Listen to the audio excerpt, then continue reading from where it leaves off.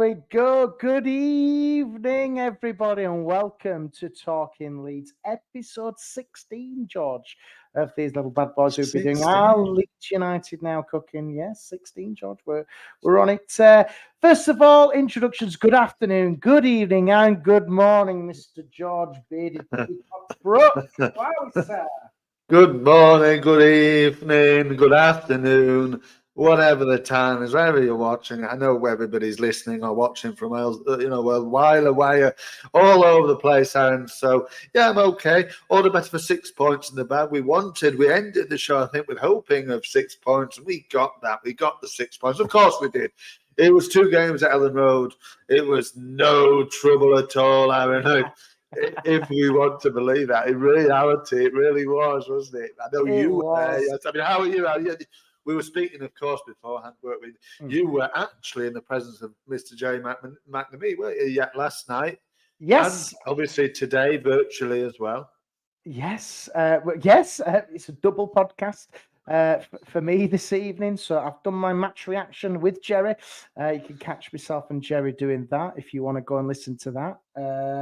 And I was with the man himself yesterday as well, which was nice to see him in the Bremner suite, having a little of hospitality action with Mr. McNamee, but it was good fun. And thanks again, Jerry, for letting me jump in there with you. It was great fun, good fun. Got to see Don Matteo, which was nice. He thinks we'll effing win the league. And there's no doubt about it. That's a quote from Don Matteo, former Leeds United captain, if you want a little bit of a scoop in his words. Well, there you go. There you go. But did you see Mr. Paul Reaney last night? Yes, he came around with his badge, with his 80th birthday badge. And congratulations to him. He's looking well, is the guy. Had a bit of a chat with him as well, which was good fun. And he's looking well for 80, George, is that lad. I'll tell you what, he can still play as well, Speedy Reaney. Yeah, of course. I mean, we would like one or two of those lads on the pitch, won't we, nowadays, of course. Yeah, we could. But yes, so good evening, everybody. If you're listening to us again, you can catch up as well on the podcast providers. Don't forget, hit that like, smash that subscribe, and get us to 100 subscribers on YouTube. That'd be lovely if we could, but we're not bothered. It's your choice if you want to. We get our downloads on our pod, which is good, which is all good fun. Well, we were just speaking, weren't we? The subs seem to have shot up on YouTube, especially. So that's really good. See, like you said, we're closing in on 100. So, yeah, you know what to do. But welcome along to everybody. Welcome to Colin. He says he's watching the Sunderland match, Luton all over them. Yeah. Good evening to Jimbo as well. It's 8:04, Jimbo here, but I don't know where you are. Are you in Leeds? So it's UK time, isn't it? But good evening to Carl. Yeah, good evening. It's just got a like on the top review. Oh, that's nice, Carl. Don't forget to give us a like and subscribe and share it with your friends. It'd be nice. It was good. So, George, obviously, I've spoken about yesterday's game against Watford. What were your thoughts on it? Because I'm just interested in, because obviously you watched it on the TV. I watched it live. Sometimes you get different views, different kind of what people think of that. What were your thoughts on that one? Well, I suppose initially, Arron, you're thinking, crikey. I mean, not because we're all Leeds fans. We were 2-0 up within 7 minutes. You're kind of thinking, what's going on? But you're also thinking, gosh, let's just calm down. It's a bit too early to be 2-0 up, is what I was thinking. I thought after the first couple of goals, I thought we should have really gone on and took them to the cleaners. But fair play to Watford. You've got to say it, Arron. They stuck to the guns. They didn't allow us to properly play. They were physical. They were, controlled in the sort of formation. They did have a little bit of threat, albeit not that much. But they just seemed to carry that little bit of threat every single time they went forward. And I think the man Barr, he was unplayable at times. He was quick. He was strong. I thought Festi Ebelise as well on their right-hand side was a bit of a threat also. They had threats occasionally. I thought Musa Sissoko, really well-experienced player. I thought he did a good job in the middle as well. I thought they were actually quite good. And we were better, as we've spoken about, of course, just beforehand. We were better once the likes of Joseph and James came on. I felt they added fresh legs to us, much needed, because I felt we were tiring. You know, Pascal was getting torn inside out at times by that lad Bar, and it was a difficult watch. You know, it was, and it's like what. But the reason why it got difficult is because we were spoilt within the first 10 minutes. And what Colin said there, thought goal fest. And I actually thought the same, Colin. It was going to be an absolute goal fest. We were 2-0 up after 9 minutes or whenever it was. And we think, okay, this could be a quick 7 minutes. Yeah, but we thought, actually, this could be a cricket score here. And that was a golden opportunity to really make a mark and get that goal difference up, because it's going to be important, I think, come the end of the season. But, yeah, we just got a little bit sloppy in the second half in particular. We lost our way. And we just fell apart a little bit. I think we thought it was. I thought 2-0 is always a difficult scoreline, George. If you ask any professional footballer, say 2-0 is never easy to defend or go win. It's always a tricky scoreline. I thought it was just a really disappointing end to that, because we were so good for the first 8, as you said, first 7-8 minutes. Then we just fell apart, and that was just a little bit concerning for me. Yeah, I think Ramazani was a big miss when he went off. I don't know how crucial his injury is. Hopefully, it won't be for long. You imagine he probably will. I think it's a dead leg or something, maybe. Right, so he might miss the Bristol game. He might not. He might be available. But what I just thought was, it really 2-0. We were 2-0 up, but like you said, the 2-0 is a dangerous score, and they get one back, which they did eventually. And it started to become a little bit nervy. The first half was terrible for me. It passed the first opening, 15 minutes or so. They really started from somewhere to gain a load of confidence. And then we just couldn't seem to grab hold of the ball properly. And we couldn't calm down. It was all like really jittery, really like nervy. Every time losing the ball, they looked a lot more composed. Eventually, around the time the subs came on, we started to calm down and compose ourselves, and it wasn't until that point I actually felt like we were in control of the game. I've heard Tom Cleverley speak, or I think I've heard a few comments. He said he was obviously pretty disappointed, but he was quite happy in the end, because they competed with us. I think every Leeds fan, every manager we come up against, Arron, is like, yeah, Leeds are the best team in the league. Leeds will win the league easy. And you think, and every Leeds fan is thinking, gosh, no, we're not. We're too easy to play against. So it's a difficult one, isn't it? But, obviously Carl says Watford will take points of our title challenges. They might do. Collins says one of the best teams. But I agree with him. I think they were one of the best teams that we've played at definitely at Ellen Road this season, probably better than Burnley as well. Burnley a bit lucky to win that game. So, that's it, isn't it? I mean, he was on BBC 5 Live? Was he Bamford? I don't know. Bamford. It's an interesting one. I don't know if you've seen the news recently with Patrick Bamford. George, he was on about leaving at the end of last season, and he decided to stick around. Patrick Bamford wants to move away from Leeds United, apparently, in the world of Twitter and rumours, the rumour mill, etc. The question I have with that one, George, I don't know about you, is this, and this is what I'm about to say in response to that. Who the bloody hell would take Patrick Bamford in the Championship or even in the Premier League? I don't think anybody would touch him in the Premier. I don't think anybody would touch him even in the Championship. There's maybe Bamford, Bamford literally, Arron, is just like he's just a radio personality now, with his podcast with that comedian bloke and all this. I actively stop looking for news on Patrick Bamford, because I just can't be bothered. Bam Bam Needs Gone says, wait. But you can't say that.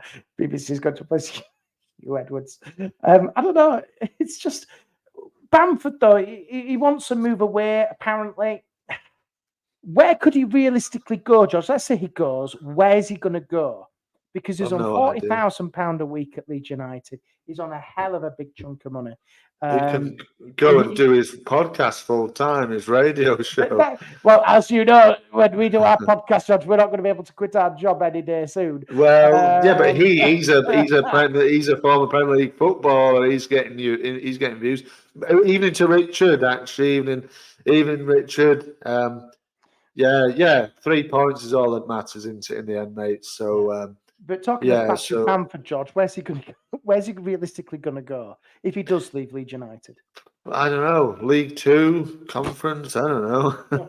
Who cares? Bamford can go, but who realistically wants him, George? Who cares? Nobody wants him. He's rubbish. He doesn't do nothing. He just sits on the bench. We could do with somebody else in there. I don't think he has come on, hasn't he? He has come on. I think he came on. Did he come on Friday? Maybe. Yeah, I don't know. He just doesn't offer anything, does he? It doesn't matter. Maybe he could go and join your mate Cooper in Bulgaria. Maybe, you know. I don't know. I don't really care. I think it should be his last season. But again, he's on a lengthy contract, though, Josh. I think he's got 2 years left on his deal. I don't know, but I just, you know. He might come on and, I mean, to be fair to Bamford, maybe Daniel's thinking, maybe he has a good second half of the season and comes in with important goals. Because to be fair to him, he did last season.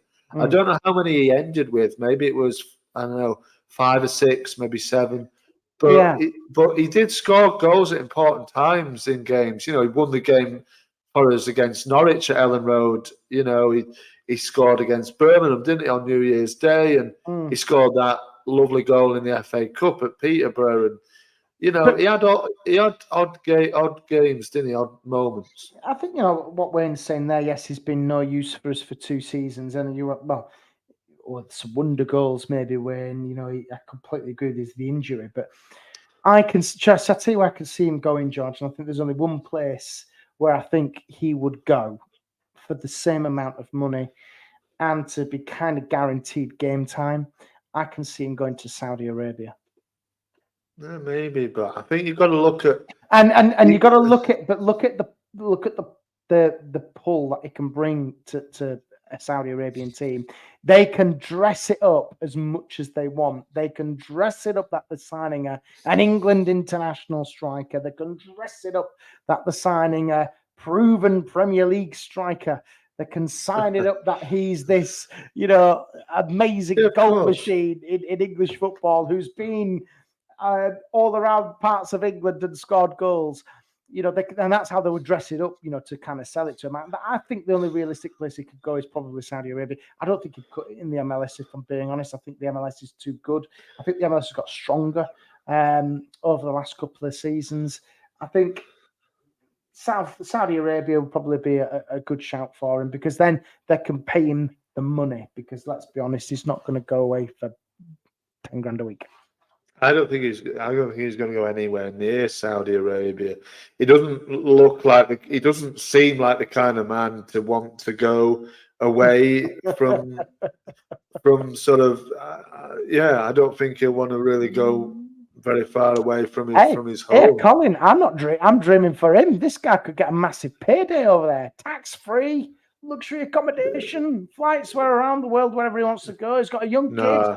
Fantastic education. I don't think he'll want to do that personally. He'll hold on at Leeds for as long as he can. The contract we'll end up with him for the end of the contract, and then he'll finish. What will it be then? 32 maybe. I know his birthday is in sort of September time, isn't it? So I think he's 31 now. So he'll probably be maybe 30, 33 maybe when his contract ends. So you know, he'll just hang on. And then he'll get a move to, like, I don't know, Derby or Middlesbrough, something like that. The problem is, though, Judge, they're not going to pay his wage. His wage is too much. Yeah, but his wage will be gone by then. He will, but he will. You know, he's not going to. I'm not being funny. You know, you're not going to go and play for Middlesbrough or Derby on 5 grand, 10 grand a week when you were getting paid 40. If you're going to get an offer abroad, you take that over that, because he's got a mortgage to pay. He's got bills to pay. You know, he'll be on big big deals there with his bills and things. But he's know. on big money anyway. He's on sponsorships. Yeah, but he's living in a multi-million-pound house. Of course he is, and that's fine. You know what I mean? And good luck to him. But I just, I don't know. I do feel a bit. I don't know. I shouldn't really say it, but I do feel a little bit sorry for him because he just can't get a. He can't. What has he become at Leeds now? He's just become nothing. And for a few years he was. He's still the number 9, isn't he? Is he still number 9? He is. Yeah. So I don't know. I think Farker likes him.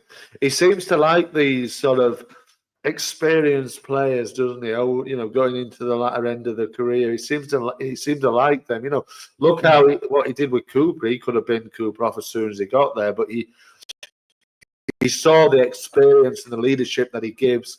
And again, Bamford, maybe it's from inside the dressing room what his role is now for Leeds, inside the dressing room and not playing much. Coaching the likes of Mateo Joseph.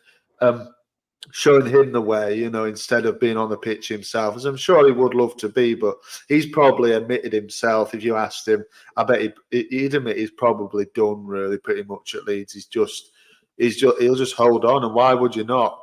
I'd sit on the bench every week for 40 grand a week at Leeds and come on for every so often and, do your podcast and stuff, which he'll get paid for as well, I'm sure. Oh, yes, he'll have some royalties, but... of course he will. I don't know. I must admit, I don't listen to that one. If I'm being honest, George, I don't listen to it. No, I don't listen to it at all. I don't. Yeah, I just don't. I mean, I hope he does do well wherever he goes, Carl, and hopefully he stay fit. He has been a part of good times. Of course he has, but he's also been a part of really bad times. Relegation season, and he talked about all this when he wanted to leave, and that penalty miss against Newcastle, and what he went through was, I mean, that sitter against Leicester, wasn't it? Where if he would have probably stayed up with that, we wouldn't be in this situation. Probably win the game. The Newcastle penalty would have put us 2-0 up at the time, and we'd have probably won that game. I mean, what he experienced was not acceptable, but. He just did not cut the mustard, and he hasn't done for some time. And I don't really, it doesn't even cross my mind. You know what I mean? He's just a name on the team sheet, isn't he? He's just a name on the team sheet. And there it is. He's just there. He's at the bottom probably, but I mean, Richard says he said he would know when it was time to go, but he doesn't even know that. He would rather sit on the bench for the money. Yeah, exactly. He'd rather sit on the bench, and he's like I said, he's just a name on the bottom of the team sheet on the subs bench, isn't he, at the moment? Yeah. I mean, Arthur's saying that Ramazani ankle injury about 3 weeks. It could be, but I think we've got plenty of cover there. We've got Dan James and Solomon back as well. I think we're going to be okay in that situation. I think he can afford now that you've got those 2 players back, particularly Dan James, who looked bright last night when he came on. I think you can rest quite easy, really, with that. I like Ramazani. He looks really, really lively. Great goal yesterday, by the way. Oh, it was. I mean, the goalkeeper assisted him, really. The way he hit it, though, is a sweet strike. And the way it just glided. And forget the howler from Bachmann, the Watford goalkeeper. Forget that. Just the sweet strike. And I was sat in the West Stand, and this could see the ball cross a mile over that line. And it took a while for the referee to give that, let's remember. Which one is the, I'm going to sound silly here, Aaron, but which one is the West Stand? Which one is it? It's the old one. It's knackered.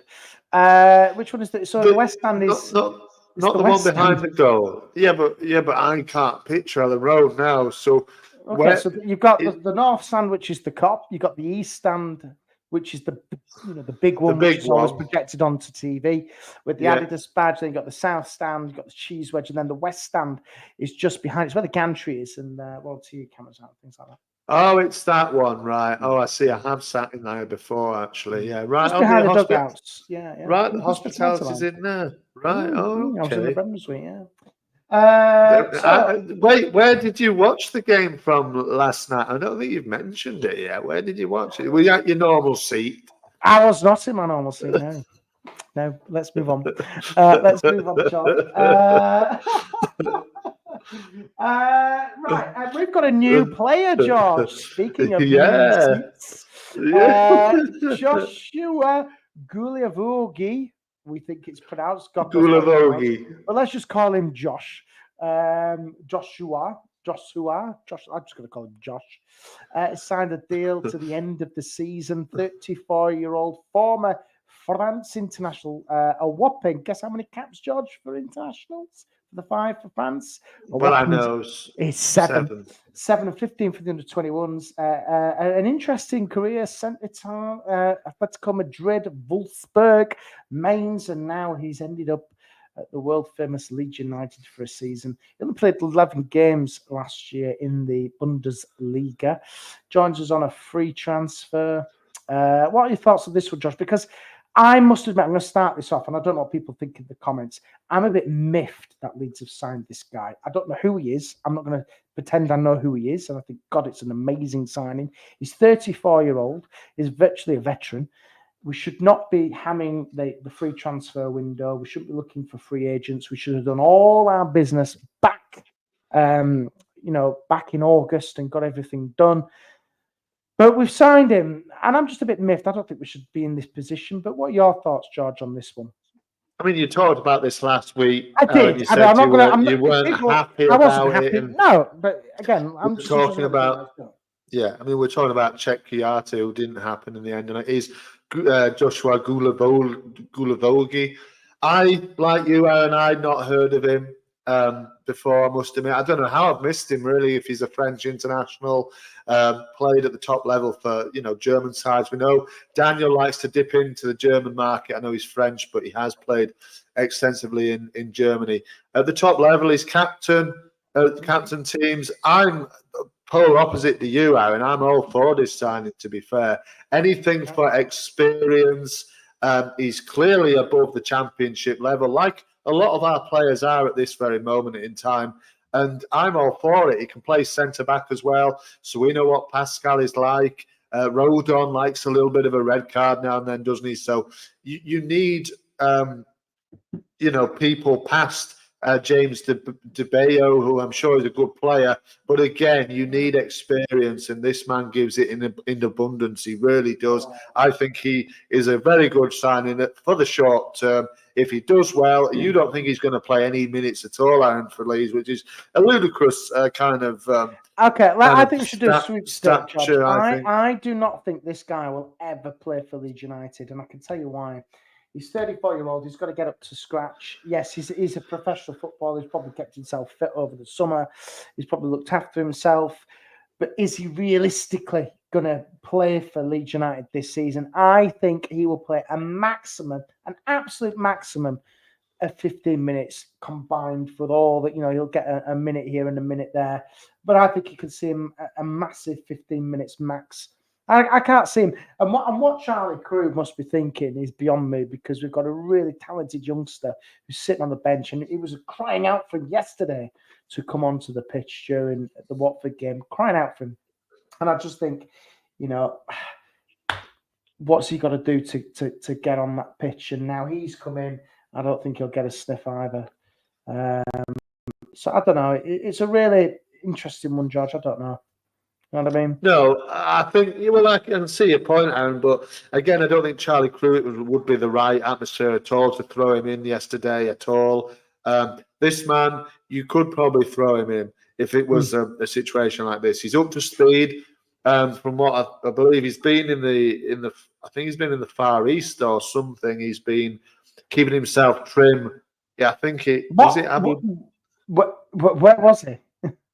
Can't remember. Even though he was training, he was doing training, like keeping himself fit because he hasn't got a team. I can't remember where it was, but I think it was in.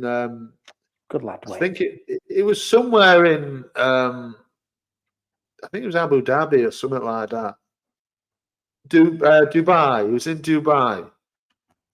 So he's been in Dubai recently. He's had a nice holiday. Trim. Pretty much. No, he's keeping himself trim. He was keeping himself trim up. Yeah, he's done about 5 lengths in the pool and thought, yeah. No, I don't know why you're so down on him, Arron. He's, former French international, bags of experience at top level football. He could only add to the experience, if not in the changing room, like Bamford. Other than anything else, like you said, he's a French Bamford. Maybe he is in terms of experience. He sounds like a jolly chap. Seems very, very happy to be at Leeds United, and he also seems to be pals with Olivier Decour. So I'm all for it. Okay. You didn't hear what he said. Have you listened to the interview what he gave earlier on today, or whenever the heck it was? It might have been last week, for all we know. Did you listen to it, Arron? No. Exactly.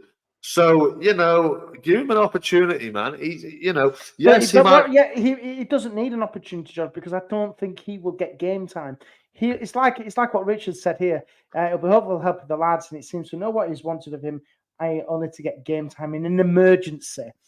Yes, we're in a bit of an emergency right now in terms of injury crisis in the midfield area, but Tanaka and Rothwell have come in and really stepped up. I don't see how Gruev is going to get back into this starting 11, if I'm being honest, when he comes back from injury. And now, obviously, Joshua. I don't see how he gets into that team either, because you pick Gruev over him any day of the week. Well, I don't know if you would. I mean, like you said, how is he like Gruev getting in the team? Well, everybody's because Tanaka is brilliant. Let's discuss Tanaka. He is an absolute. The more I've watched this kid, he's very silky. He's very smooth. He's so confident, and I think now, like what the title of the show is, "Our Leeds Now Cooking." I think they are, and I think Tanaka has been a steal from the Bundesliga. None of us knew who the hell he was. How he hasn't been snapped up by a higher division club across Europe is beyond me. He's now here at Leeds. He's a brilliant player.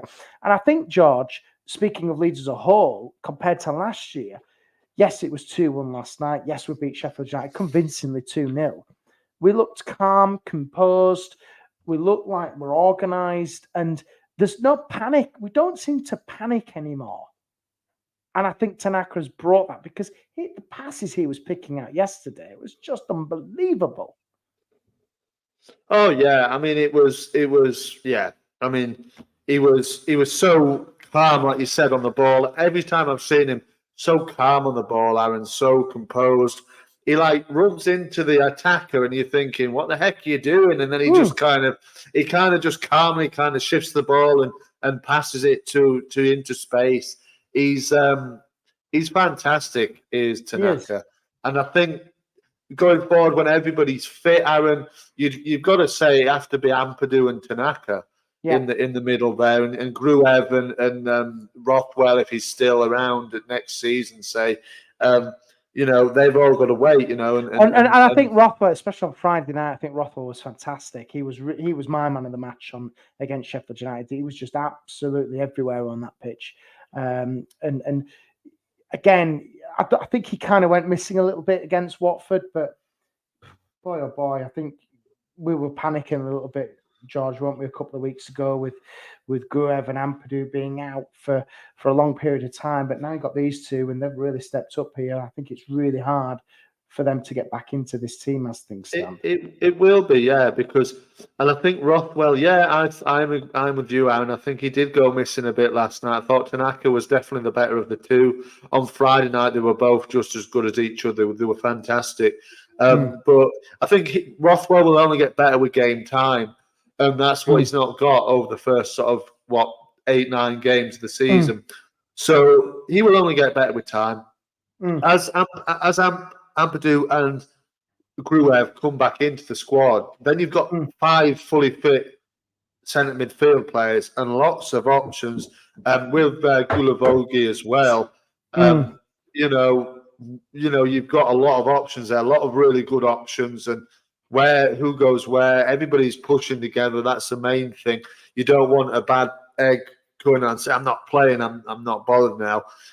Everybody seems to be pushing in the right direction. Seems a good group of lads.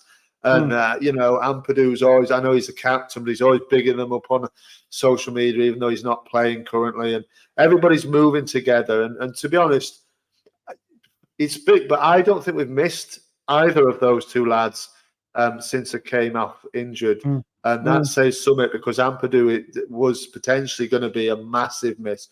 And he might still be, but I think this is where Gulavogi comes in and can really slot in where he's needed for the odd bit of time, experience in the dressing room, big physical lad like Carl says, 6'2", physical presence.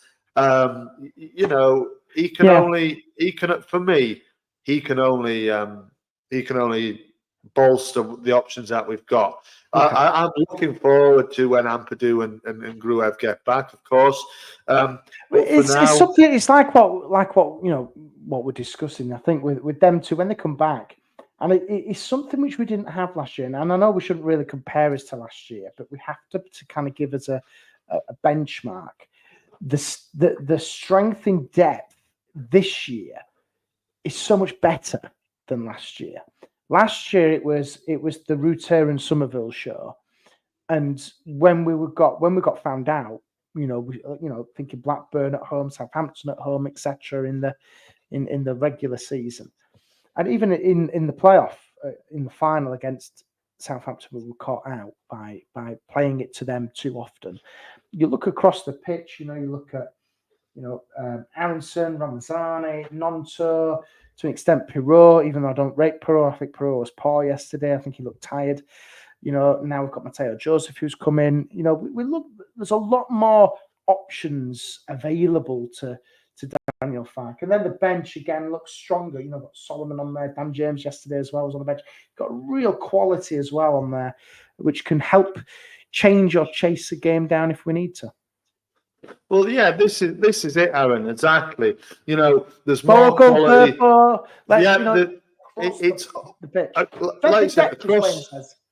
Yeah, as Wayne said, strength and depth. It's a little bit more balanced now. As a team, the areas of sort of attack for Leeds have become wider. Likes of Bogle, Firpo can get involved a bit more. It comes everywhere from Mateo Joseph coming off the bench, and Dan James looked fresh last night, which was really good. So I just feel like it's a lot more balanced. It's a lot more, threat throughout. Yeah, composed. There's a lot more threat throughout the whole team for me. And they do look a little bit more menacing than just, like you said, two men who were, let's not beat about the bush. They were brilliant last season for us. And, you couldn't help if you were in a white shirt last season at Ellen Road, but pass it to Somerville and just say, hey, go on then, score us a goal. Because he was that good. Yeah. Exactly. And you can't fault Daniel Farke for that, because any manager in the world would have probably done the same thing. They wouldn't have said, "Oh, don't pass it to him." I know that Big Sam wasn't a big fan of Ruter, was he, when he came in for that 4-game stint? But he's useless anyway. But yeah, it's like what Carl says here. Last season we had individual stars. This season we have a better balance. But at the end of the year, Ramazani, Joseph Mary looked how Ruter and Somerville were at the end of the year. Yeah, you're right. I just want to go through, George, because we are live on YouTube, and there are some halftime scores filtering in. And for those who are watching us live, thank you for joining us. And if you're listening again, these results will probably be irrelevant because they might change by the time we come off this recording. But some halftime scores, George, I'll give you them here. Blackburn 0, West Bromwich Albion 0, halftime score. Hull City 1, Burnley 0. Just in the 5th minute of injury time of the first half there. Luton 0, Sunderland 0. Apparently Luton have been all over Sunderland. And Millwall have beaten Plymouth. I guarantee that Wayne Rooney will be sacked by the time Leeds play them on the 2nd of November. And Middlesbrough 0-0 with Sheffield United. So some results kind of going our way for the time being, George. As things stand, if those results come in as they are, Leeds United will end this week of fixtures, this midweek fixtures, in 2nd place. Yeah, I mean that's all right, isn't it? You know what I mean? That's okay at the moment. And Oh, and also, I Well, just need to give a special mention as well for those people who follow the Champions League. Rafinha, remember him, George? oh yeah. I mean, He how can you forget? scored. How can you How forget could you forget? Rafa? Rafa Oh, scored within 1 minute against oh, Harry man, Kane's Bayern Munich. Barcelona won, Bayern Munich won, but Rafinha scored within the first minute of that one. he's absolutely on form. Is Rafa? He scored a couple of goals for Brazil in the international break as well. A couple of penalties. He's really unbelievable stuff. I can't believe we actually got to see him play at Leeds, to be fair. He's now coming into the prime of his career. It's fantastic to see. Maybe, George, me and you should go to Barcelona and go watch I him. would love that. Because We the could, camp, me and you. yeah, Rafa shirts. And, oh, Rafa, can I have your shirt? You can hold up a banner saying, can I have your shirt? With Leeds and stuff like that on it. Maybe jump into the new camp and join us. You never know. You never know, dear. No, you never know, dear. Look, Rafa was great, but, absolutely fabulous. What more can you say about him? But Wayne says, let's give Largy some love. He's been awesome. He has. He really, I've been really very, very impressed with Largy since he come in, and hopefully the injury that he got last night won't be too bad, because even though I've said, excuse me, that I don't think he will be as much of a, I think now Dan's coming back, we can sort of rest a bit easy, but he will be missed because he has done really, really well. Has he got 3 goals now as Large? 3 goals he scored at Cardiff, didn't he? And then he scored, I can't remember. Did he score against Coventry? No. I can't remember now. I can't even remember. Obviously, that was his 3rd one last night, but goodness knows which one he scored in. He's really made a mark in this team, hasn't he, Ramazani? And he will, I think he will be up there. I think he'll definitely, there's no doubt about this, George. He will get into double figures this year with goals. And his creative output and his pace as well. He just looks again, it's like what I said earlier, he's more calm, composed, and you just I think you can trust him to get the job done.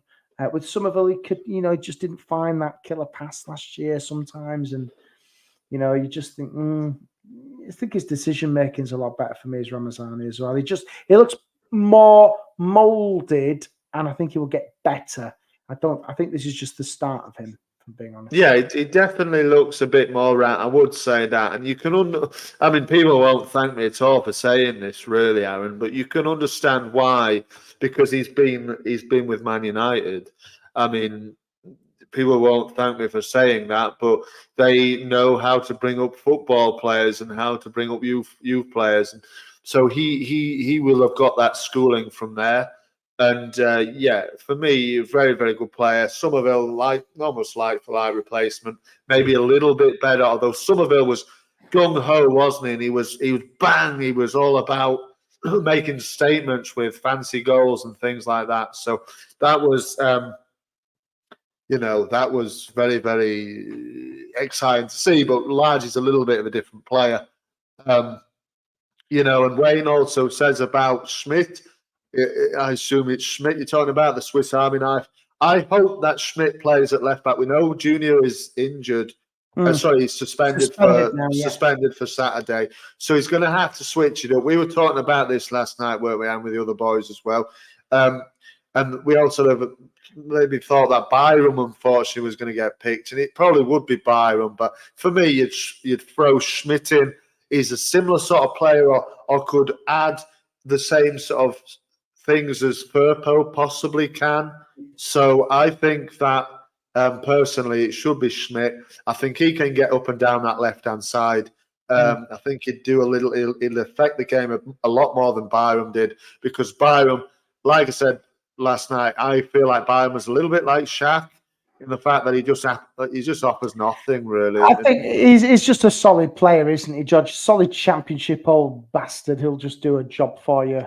But that's not what we're about. We're all about getting forward. In the game management, George, if you need to have somebody, if you're defending a 2-1 lead or a 1-0 lead and you've got 5 minutes to go, freshen things up. He's just an old tanker who'll just get behind the ball and just boot it away as far as you can.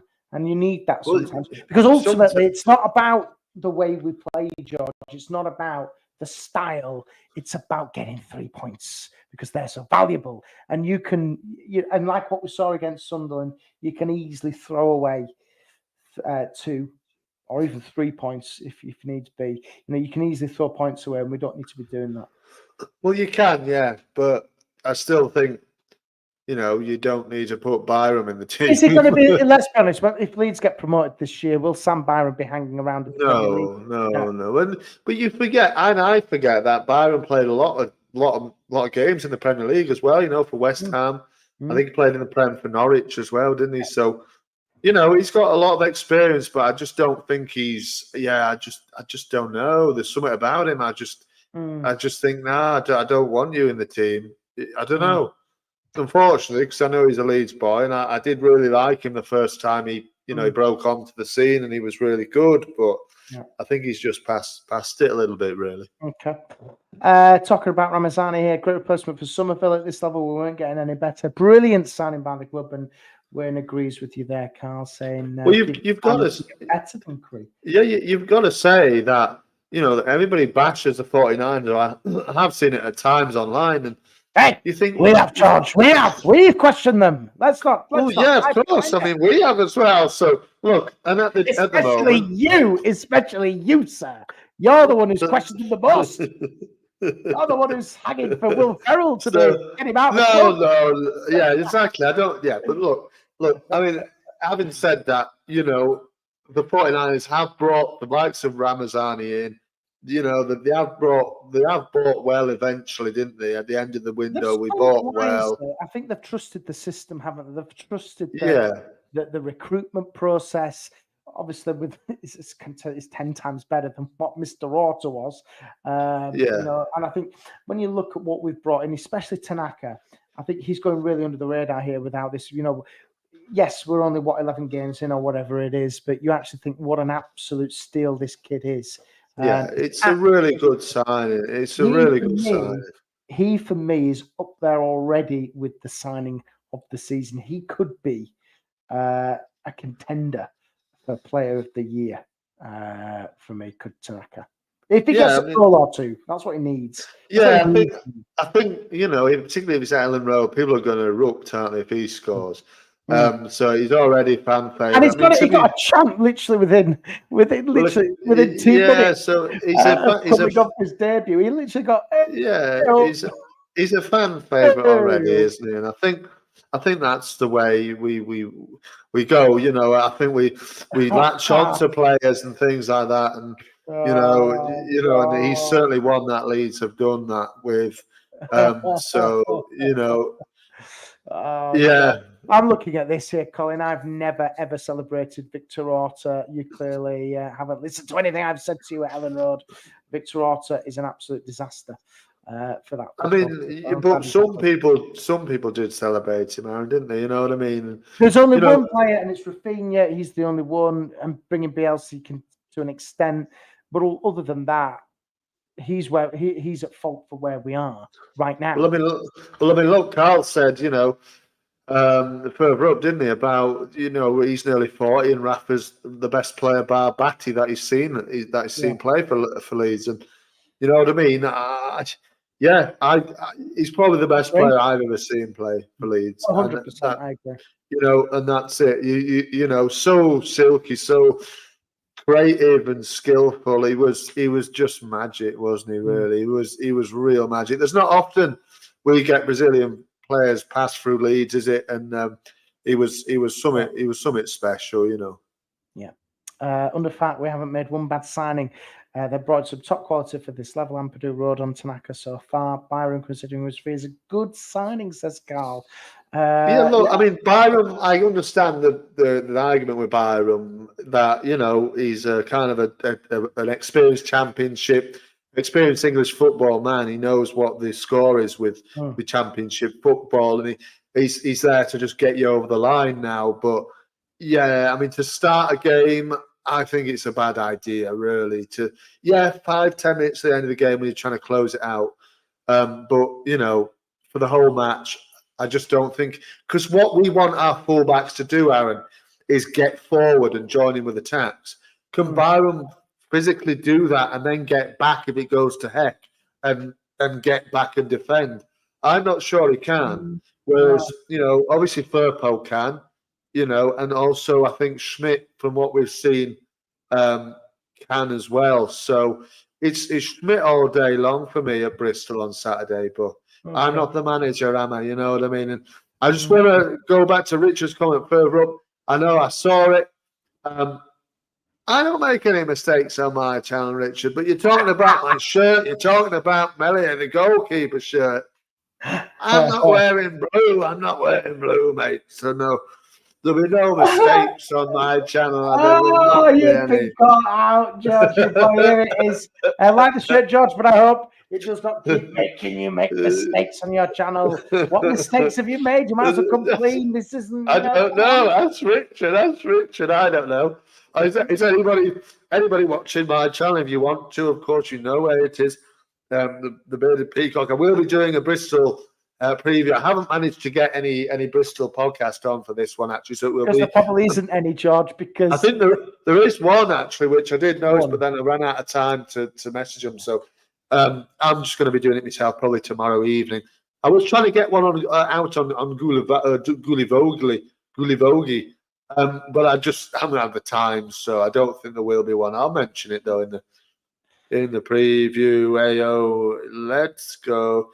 Goals not games. Yeah, experience first time. I did a couple of games. Not a starter now, but good. I suppose there is good squad depth. Yeah, for the last sort of 10 minutes, a bit like Gulivogi. Maybe close the game out. Last 5-10 minutes, just. Shore things up, make sure we don't do anything silly. Yeah.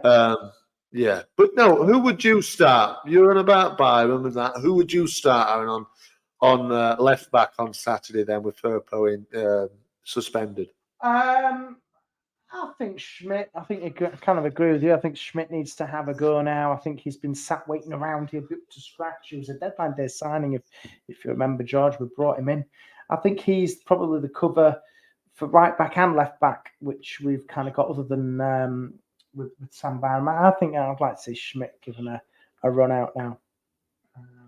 If he doesn't, and it's Sam Byron, there's something clearly wrong because, I don't know. I think Schmidt will be given the nod over this one on Saturday. Yeah, well, hopefully he will do. Because like I said, he's almost. Almost as like for Firpo as he can kind of get there. Yeah. He gets up and down the wing, and it's what we want our fullbacks to do. He would be the only change, of course, for Saturday's game. I think you've got to go in, you be rested again. Tuesday to Saturday, you can get rest. I imagine they probably had a day off today. They might just do a light session on tomorrow, and then it's probably travel down again on Friday, isn't it, to Bristol? So again, there's not much time. I imagine he might just do light sessions. I think Bristol managed to come back from 2 down, didn't they, last night? I think they're still playing without the manager, aren't they? And I think they will be for some time, actually. And it's very much a team that you just kind of think, bloody hell, Bristol. You just forget about it. There's a ghost at Bristol City, and it's Naki Wells. He got a race yesterday against Stoke. Did he? 2-2. And Naki Wells is living at large in Bristol. He's living at large in Bristol. Is our Naki Wells? To be fair to him, he got 2 goals in about 2 minutes. He did, yes, that's right. Naki Wells is a great player, I'll tell you now. He's a great player. He'll be looking forward to that one, won't he? He seems to have a bit of a thing about Leeds, doesn't he, Naki Wells? Yeah, so like you said, he always seems to like it. But Bristol, for me, Aaron, just seems a really, I apologise if anybody's from Bristol here, but the team, I'm on about Bristol City, just seem a really, really forgettable team. Like, it's just like a So what? It's Bristol City kind of thing.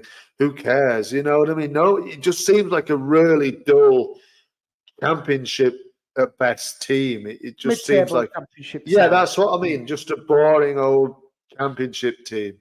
And, you know, I'm sure that They've had a good run in the cup last year. yeah, if you remember. they did, and I think no doubt it's championship here. Anybody can kind of cause you issues on the day, but you look through the squad, and bar Naki Wells, really, who's like you said, because of his history with Leeds, is a little bit of a one you might look out for. Other than that, they've just got nothing. You know what I mean? And it's just like, yeah, we should be beating this team comfortably. If I'm looking at the table, George, they are the draw specialists of Bristol City.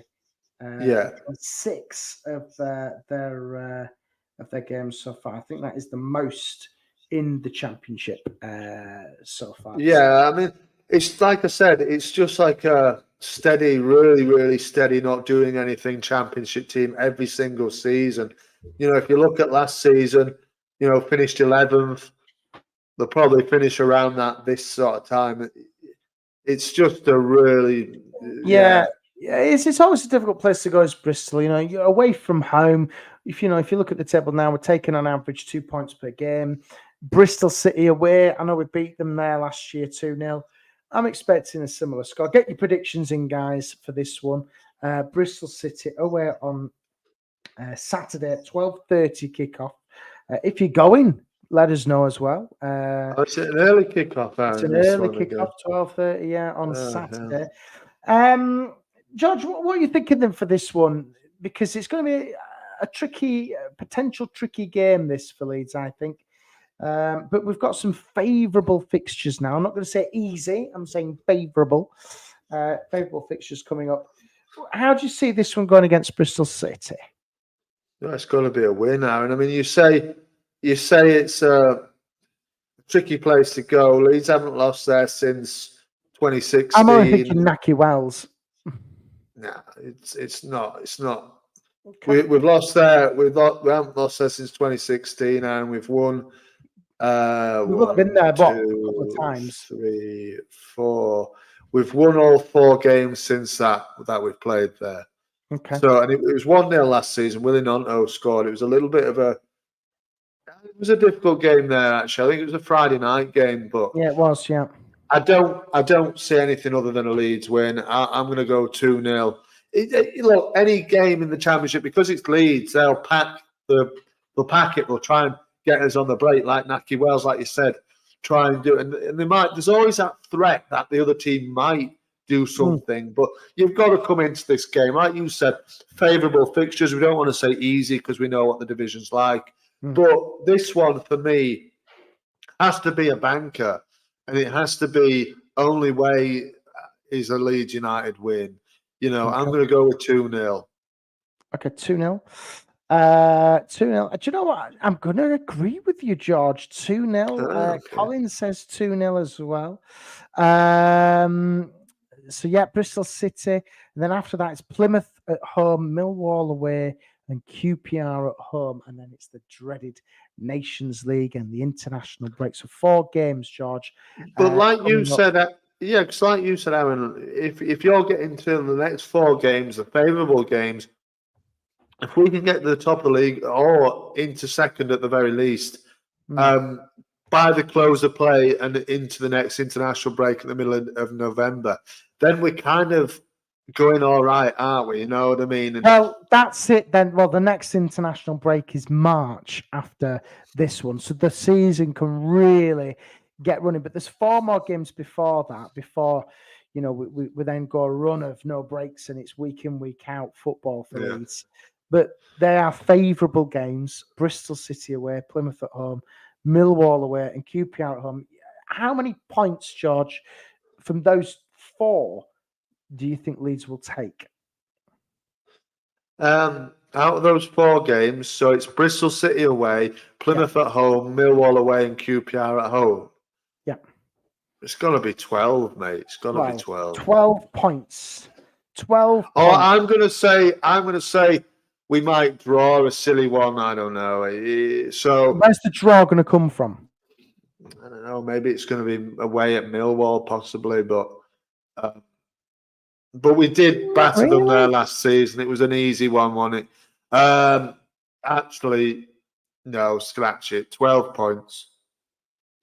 Yeah, I completely agree. The thing is, though, I'm not being funny, though, George. You know, when you're looking at those fixtures, Bristol, Plymouth, Millwall, and QPR, if you are going to go for automatic promotion, you have to be taking maximum points against those types of teams. Yeah, I agree, Arron. I think, and like Carl says, if we can pick up 12 points, which I think we have a really good chance of doing, that's you're getting a nice little run together there. That would be then 10 unbeaten, wouldn't it? Yeah, and those little run of games you need, taking you into the next kind of bunch of fixtures, it's what you really need to get up there. Well, yeah, of course it is. You know, so like you said, like Colin said here, Sunderland are rocking. You know, Luton must score. Carl's gone for 4-0. One team in the next 5 fixtures are going to get a hammering. Hopefully, it'll be Saturday. Yeah, hopefully. And also, Richard's gone with 2-1 leads. We need to just mention as well. As things stand, at 9 o'clock on Wednesday, the 23rd of October, Leeds United have a bit of a cushion on 7th place, because let's think about top 6 first of all before I think about automatic promotion. So Norwich City on 17. You know, we've got a bit of a 5-point cushion over 7th place already, and I think at this stage of the season that gives us some momentum there to really kick on. Yeah, I think, like you said, I always look at this. The first port of call, 70 because points. obviously we ended up in the playoff last season. So the first port of call is make sure you get into the playoffs first and foremost, and make that one safe, and then you look for automatic. Which we're obviously looking for automatic anyway, but this is where you build it from points. Yeah, we got the playoffs. Now let's go for automatic promotion. And I can't see at this point. I know I have called for the manager in the past. You know, at this point, do you regret that, George? Do you regret calling? No, I don't regret it at all. I don't regret it at all. You're loving Daniel. No, I don't regret it at all. No, I don't. No, I don't. Let's bear in mind, you wanted Jesse Marsh to stay on as manager, even in the Championship. You wanted Jesse Marsh. No, he wouldn't. I mean, Jesse Marsh in the Championship. I don't know. I mean, who knows how that would have gone? But I don't think he would have done. But no, I don't regret calling for the manager's head. You do regret, or you don't? No, I don't at all. I don't regret doing it. You want Daniel Farke to go? I'm not. Ultimately, like I've said... Are you happy with the manager right now, George? Yes. Yes! So you do regret, you kind of do regret. I don't regret it, but I am happy with how the team are doing now. I still believe that he can't take us any further than up to the Premier League. I don't think he can take us any further than that. But the manager's fine at the moment. I think the players obviously are digging him out because, they're doing it. But the thing is, for Farke is he's only, which is true of any sort of football manager nowadays, but he's literally like 2 or 3 bad games away from being under real pressure. So it must be very difficult to work under those circumstances. So fair play to him. I don't really want to dig him out, and I don't need to, but I do like him. I do like him as a bloke. I would like to sit down with him and just have a good chat. You know what I mean? That would be good. Reach out to him through the Bearded Peacock, and you never know. I don't think he'll talk to me, but he might do. He might just fall in love with that beard of yours and go, "Yeah, I want a bit of John." He might do, yeah. It's nice. It's good. It's a good team. It's nice. This is good. It's nice. I do like him, Arron. I just don't think at times his tactical is the best. But I think we are seeing a bit more of him now and a bit more of his actual sort of talent as a coach. But I've got nothing against him. I actually really like him. I think he's quite a nice chap. He's quite a funny man with the things he comes out with. So I do quite like him. But yeah. Well, there we go, George. All is well, and Leeds United are firmly cooking in the Championship, aren't they, George? They're cooking. And I think the best is yet to come. I don't think Leeds United are fully there yet, if I'm being honest. I think they're nearly there. I think the Championship is weaker this year. And I think if Leeds United do not go up, like Don Matteo said yesterday, there's something effing wrong. If they don't go up automatically. Yeah, I think there is something wrong if they don't go up automatically this time. Games like yesterday show it, Aaron. We can win a little bit ugly. We can, get stuck in when we need to. Leicester won the majority of their games last year ugly. They did, and they're up and flying in the Premier now. And again, and we don't have to come up against teams of that ilk anymore. You know what I mean? This is a weaker division. I knew it would be from the end of last season. I knew it would be weaker. You can talk about Burnley and Sunderland and, Sheffield United, but no, they haven't got nothing on Leeds. And when Leeds get going, it's very hard to stop. And we're just starting to come out the station now. And, soon it'll be one of those Japanese bullet trains going through with Ao Tanaka on it, I wonder if Sunderland look, Carl. Never mind.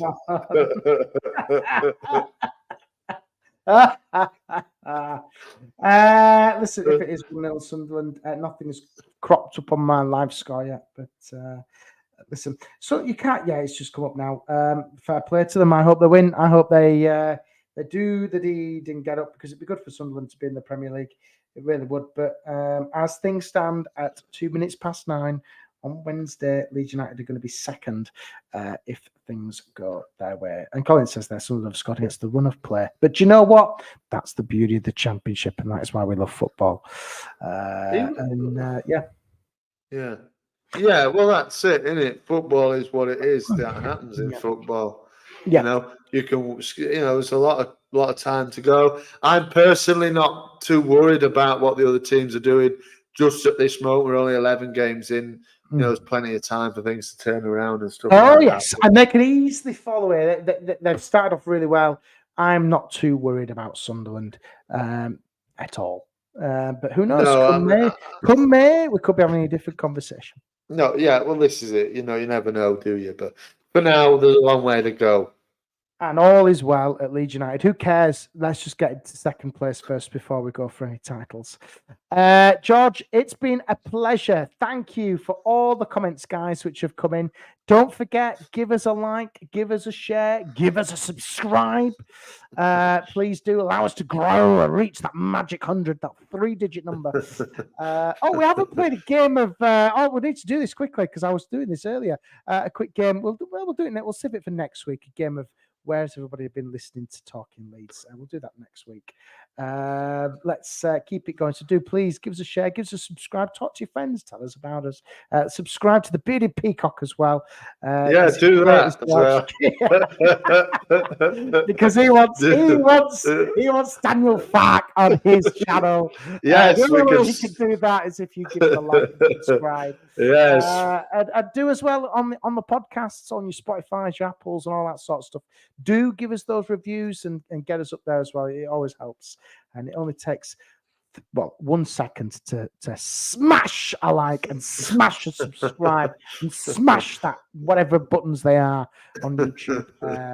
Yes, please do. But George, we'll see you on the next one. See you next week. What time next week, George, for all those people who are watching? Wednesday between 7 and 8. We'll be there. Yeah, 7 or 8 on a Wednesday. Depending on what mood we're in. Exactly, yeah, that's the one. But yeah, have a good week. See you all next week, and hopefully a win at Bristol Saturday. See you on the next one.